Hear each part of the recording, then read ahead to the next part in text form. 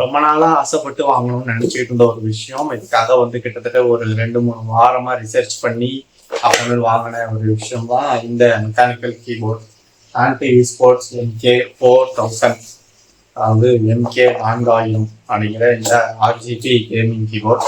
ஸ்பெசிஃபையா இதையா வாங்கினேங்கிறத சொல்லிடுறேன். இதோட விலை வந்து 2500 ரூபாய். அதனாலதான் 2 வாரமா பார்த்துக்கிட்டு இருந்தேன். ஸோ என்னடி இது கிடையாது. இது வந்து ஃபர்ஸ்ட் யூஸ் பண்ணிருந்தா பழைய கீபோர்ட். அப்ப எங்க அந்த கீபோர்டு அப்படின்னு நீங்க கேட்கலாம். அது இங்கதான் இருக்கு.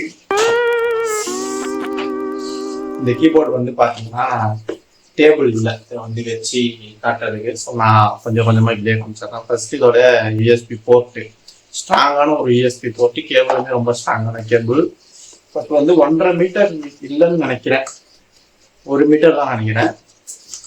பட் வந்து வெயிட்டான கீபோர்டு. இது வந்து இதோட பாடி வந்து ஃபுல்லா மெட்டல் தான். ஸோ அதை வந்து தூக்குறதுங்கிறது கொஞ்சம் கஷ்டமா தான் இருக்கு. இது வந்து ஒரு ஃபுல் சைஸ் கீபோர்டு.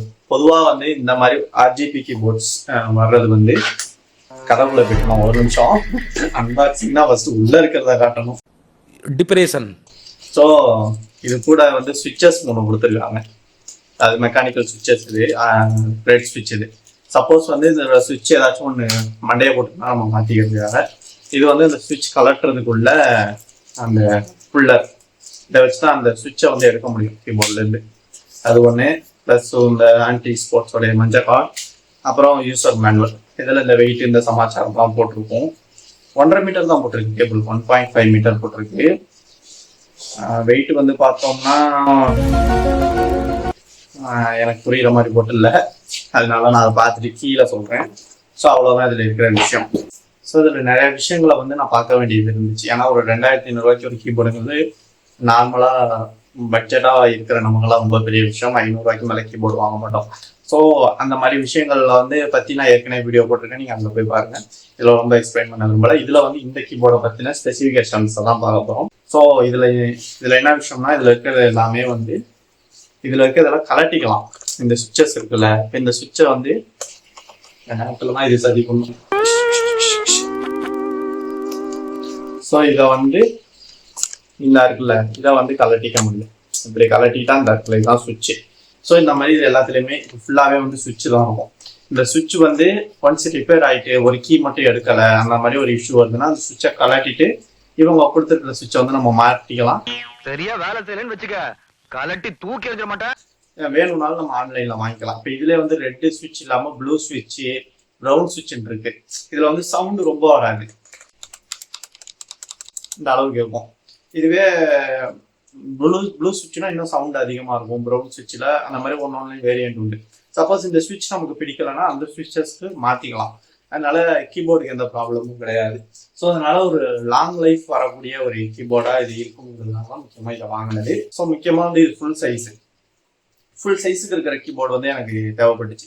அது நிறையா வந்து மெக்கானிக்கல் கீபோர்டில் சைஸ் கம்மியாக இருக்கும், 60% கீபோர்டுன்னு இருக்கும். அதில் வந்து இந்த நம்பர் போர்டு, அப்புறம் இந்த செக்ஷன் இருக்குல்ல, இதெல்லாம் இருக்காது.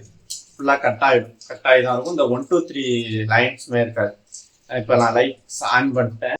ஸோ இதில் அந்த லைட்ஸை பற்றி பெருசாக நிறைய பேர் வீடியோஸில் சொல்லலை. ஸோ அதனால நான் கொஞ்சம் விரிவாக சொல்லணும் அப்படின்னு நினச்சேன். இதில் என்னென்னா, இப்போ ரெட் கலரில் வந்து லைட் எரிஞ்சிக்கிட்டு இருக்கு. உங்களுக்கு தெரியணும்னா நான் லைட் ஆஃப் பண்ணாதான் உங்களுக்கு தெரியும்.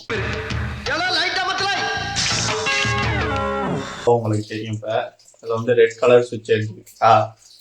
இது இல்லாமல் அந்த சைடில் வந்து ப்ளூ கலரில் 2 லைட் வந்து கொடுத்துருப்பாங்க. இந்த 2 லைட்டையுமே கண்ட்ரோல் பண்ணிக்க முடியும். ஸோ அந்த 2 லைட்டையுமே வந்து ஆஃப் பண்ணிக்கவும் முடியும், ஆன் பண்ணிக்கவும் முடியும். நான் உங்களுக்கு பண்ணி காட்டுறேன். ஸோ ஃபங்க்ஷன் இந்த பாருங்க, ஆஃப் ஆகிட்டா.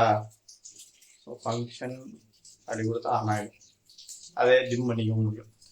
இந்த லைட்ஸ் மட்டும் இல்லாமல் இதுவுமே வந்து ஃபுல்லாகவே கஸ்டமைஸ் தான். இது வந்து பெர்கி RGBன்னு சொல்லுவாங்க. எக்ஸாம்பிளுக்கு வந்து இந்த பின்னாடி எரியிற லைட்ஸ் வந்து ஒவ்வொரு பட்டனுக்கும் ஒரு லைட் இருக்கும். அதை கலட்டியே காட்டுற மாதிரி. ஆமாம். ஸோ இப்போ இந்த ரெண்டு இதை கழட்டியிருக்கேன். அதில் பார்த்தீங்கன்னா அதில் ரெட் கலரில் 2 லைட் இருக்கும், 2 இதுலேயுமே தனித்தனியாக.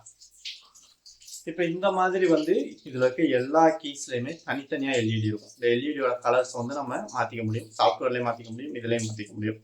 ஸோ அந்த மாதிரி ஒன்றுலேயுமே ஒரு லைட் இருக்கிறதுனால நம்ம வந்து அது பார்க்க இன்னும் எஃபிஷியண்டாக இருக்கும். ரெயின்போ எல்இடியில் அப்படி இருக்காது. ஸோ இந்த மாதிரி வச்சு வாங்கணுங்கிறதுக்காக தான் 2500 முக்கியமாக இதை வாங்கினேன். அந்த மாதிரி எனக்கு மெட்டல் பாடி இருக்கணுங்கிறதும் வந்துச்சு, ஃபுல் சைஸ் கீபோர்டாக இருக்கணுங்கிறதும் வந்துச்சு. அதனால தான் அப்படி வாங்கினேன். இதில் வந்து மோட்ஸு, லைஃப் மோட்ஸை பொறுத்த வரைக்கும் இப்போ எடுத்துக்கிட்டா ஃபங்க்ஷன் தான் வந்து இது. ஃபங்க்ஷன் நமக்கு இந்த இன்ஸ் ஆகுனா மோடு வந்து மாறும். மோட்ஸ் வந்து என்னன்னா இந்த மாதிரி லைட் கலர் மாறுறது, அது மாதிரி ஒரு 18 மோட்ஸ் வந்து இதிலே இருக்கு. மாறி மாறி இருக்கும். நான் இந்த மோட்ஸ் தான் ஞாபகம். ஸோ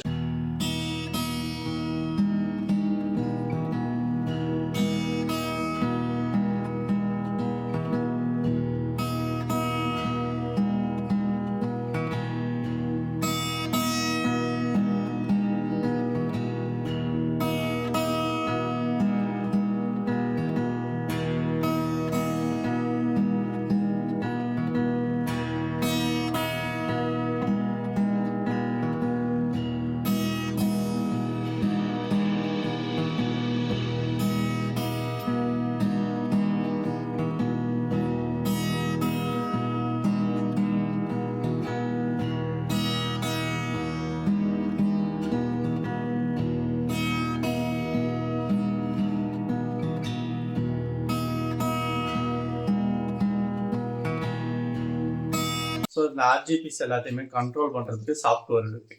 இப்போ இதில் வந்து நான் எப்படி பண்ணலான்னு சொன்னால், அந்த சாஃப்ட்வேரை ஓப்பன் பண்ணி கலரை நான் மாற்றிக்க முடியும். ரெட் கலரில் வந்து அது எரிஞ்சுக்கிட்டு இருந்துச்சுல ஆரம்பத்தில், அதே வந்து நான் ரெட் கலரில் எரியணும்னு அந்த சாஃப்ட்வேரில் செட் பண்ணேன். சப்போஸ் நான் ப்ளூவோ இல்லை எல்லோவோ கொடுத்தேன் அப்படின்னா அந்த கலரில் தான் வந்து இதில் வந்து லைட் எரியும். ஸோ அந்த மாதிரி மாற்றிக்கிற ஒரு ஆப்ஷன் வந்து உண்டு. அதுக்கான சாஃப்ட்வேரும் உண்டு. இந்த மாதிரி ஹாட் கீஸ்ன்னு உண்டு. எப்படின்னா கண்ட்ரோல் சி இருக்குல்ல, அதுக்கு ஒரு கீ செட் பண்ணிக்கலாம். அந்த மாதிரி வந்து இப்போ ஃபங்க்ஷன் வந்து இதில் பார்த்தீங்கன்னா இன்சைடு இருக்கும். இதெல்லாம் பெருசாக யாரும் வீடியோவில் சொல்ல மாட்டாங்க, அதனால நான் டீட்டெயிலாக சொல்லணும்னு நினச்சேன். ஸோ இதில் பார்த்தீங்கன்னா ஃபங்க்ஷன் இங்கே இருக்கா. ஸோ இந்த ஃபங்க்ஷன் வந்து ரைட் சைடு இருக்கு. ஆக்சுவலாக பொதுவாக லேப்டாப் எல்லாத்துலேயுமே லெஃப்ட் சைடு தான் இருக்கும். எனக்கு லெஃப்ட் சைடுக்கு தான் வேணும், இந்த லெஃப்ட் சைடு இருக்க விண்டோஸ் எனக்கு வேணாம் அப்படின்னா இந்த பட்டனை கலட்டி இங்கே மாட்டிட்டு, இந்த பட்டனை மாட்டி இங்கே இந்த பட்டனை கலட்டி இங்கே மாட்டிட்டு நம்ம வந்து அந்த சாஃப்ட்வேரில் கான்ஃபிகர் பண்ணிக்கலாம். இந்த பட்டன் தான் ஃபங்க்ஷனாக ஒர்க் ஆகணும், இந்த பட்டன் விண்டோஸாக ஒர்க் ஆகணும்னு நம்ம மாற்றிக்க முடியும். ஸோ இந்த ஆப்ஷன் எல்லாமே வந்து இந்த சாஃப்ட்வேரில் உண்டு. இப்போ அந்த சாஃப்ட்வேர் பற்றி நான் தனியாக ஒரு வீடியோ போடுறேன். ஆனால் யாருமே அந்த சாஃப்ட்வேர் பற்றி பேசுகிற வீடியோ போடலை. என்ன கேட்டால் இந்த பட்ஜெட்டில் இந்த கீபோர்டு வந்து ஒரு ஃப்ரெண்ட்லியான ஒரு கீபோர்டு. ஆனால் இதில் எனக்கு ஒரு இஷ்யூ இருந்துச்சு. ஏன்னா இது நான் வாங்கி கிட்டத்தட்ட ஒரு 1 வீக் யூஸ் பண்ண ஆரம்பிச்சிட்டேன். அதுக்கப்புறம் தான் நான் இந்த வீடியோ ரெக்கார்ட் பண்ணுறேன். நான் யூஸ் பண்ண எக்ஸ்பீரியன்ஸ் அப்படின்னு டைப்பிங்கை பொறுத்த வரைக்கும் பக்கா அதில் வந்து ஒன்றுமே சொல்ல முடியாது. சொல்லப்போனால் இதுக்கு முன்னாடி வச்சிருந்த மற்ற நார்மல் கீபோர்டில் டைப் பண்ணுறதை விட இது எனக்கு ஈஸியாக இருக்குது. சும்மா லைட்டாக ப்ரெஸ் பண்ணனாலே அந்த கீ வந்து ப்ரெஸ் ஆகிடுது. எனக்கு கை வலியே இல்லை சுத்தமாக அப்படிங்கிற மாதிரி இருக்குது. அந்த அளவுக்கு சென்சிட்டிவாக இருக்குது. ரொம்ப லைட்டாக நம்ம கை ஒரு கீழே பட்டால் கூட அது ப்ரெஸ் ஆகிடுது. அந்த மாதிரி இருக்குது. அது ஃபஸ்ட்டு கொஞ்சம் அன்கம்ஃபர்டபுளாக தெரிஞ்சாலும் டைப் பண்ண ஈஸியாகிடும். அதனால் ஒரு நிறையா டைப் பண்ணுறீங்க அந்த மாதிரினா இந்த ரெட் ஸ்விட்ச் கீபோர்ட்ஸ்னாலே வந்து சூப்பராக தான் இருக்கும். எனக்கு என்ன எரர் அப்படின்னு வந்து அதெல்லாம் சொல்ல வந்தேன். என்னென்னா டைப் பண்ணும்போது சம்டைம் ஏதாச்சும் ஒரு கீ வந்து ரிப்பீட்டாக டைப் ஆகும். திடீர்னு வந்து வரிசையாக விழுகிறது. இந்த மாதிரி இஷ்யூ வந்து இருக்குது. இது ஏன் இருக்குன்னு சொல்லி நான் நெட்டில் பார்க்கும் பொழுது இது வால்டேஜ்னாலே இந்த இஷ்யூ வரும் அப்படின்னு வந்து சொல்லியிருந்தாங்க. இங்கே என் வீட்டை பொறுத்த வரைக்கும் என்னன்னா இது கிடையாது, இன்வெர்டர் வந்து இங்கே கிடையாது. நான் இன்வெர்டர் வைக்கல. இது மானிட்டருக்கே எனக்கு இஷ்யூ தான் ஆகுது. சம்டைம் மானிட்டர் தானே அதில் லைட்டு மட்டும் ஆஃப் ஆகிட்டு அப்புறம் வருது. இதனால தான் இந்த பவர் இஷ்யூஸ் அதெல்லாம் வருது. ஸோ அதை வச்சு பார்க்கும் பொழுது இதுக்கும் அந்த இஷ்யூ இருக்கலாம்னு நினைக்கிறேன். ஒருவேளை தொடர்ந்து அந்த இஷ்யூ தான் அதை பற்றி பேசுகிறேன். பட் 1 இயர் வாரண்டி உண்டு இதுக்கு. சப்போஸ் எனக்கு இப்போ இது இஷ்யூவாக இருக்குனாலும் வாரண்டி கிளைம் பண்ணி அவங்களுக்கு ஆன்லைனில் கிளைம் பண்ணி நம்ம இதை அனுப்பிட்டோம் திரும்ப அப்படின்னா புதுசாக கூட அவங்க திரும்ப கொடுத்துருவாங்க. அதனால் அது பிரச்சனை கிடையாது. மற்றபடி யூஸ் பண்ண ஒரு சூப்பரான கீபோர்டு. இந்த பட்ஜெட்டுக்கு இது வந்து நல்ல கீபோர்டு தான். பொதுவாக இந்த மாதிரி கீபோர்டு அன்பாக்ஸ் பண்ணுறவங்க இந்த டெக்னிக்கல் விஷயங்களை இந்த ஆர்ஜிபி பற்றியோ அந்த சாஃப்ட்வேர் பற்றியோ சொல்ல மாட்டாங்க. ஸோ அதனால தான் இந்த வீடியோவில் முக்கியமாக சொல்லணும்னு நினச்சேன். ஸோ இன்னொரு வீடியோவில் பார்ப்போம். தேங்க்யூ.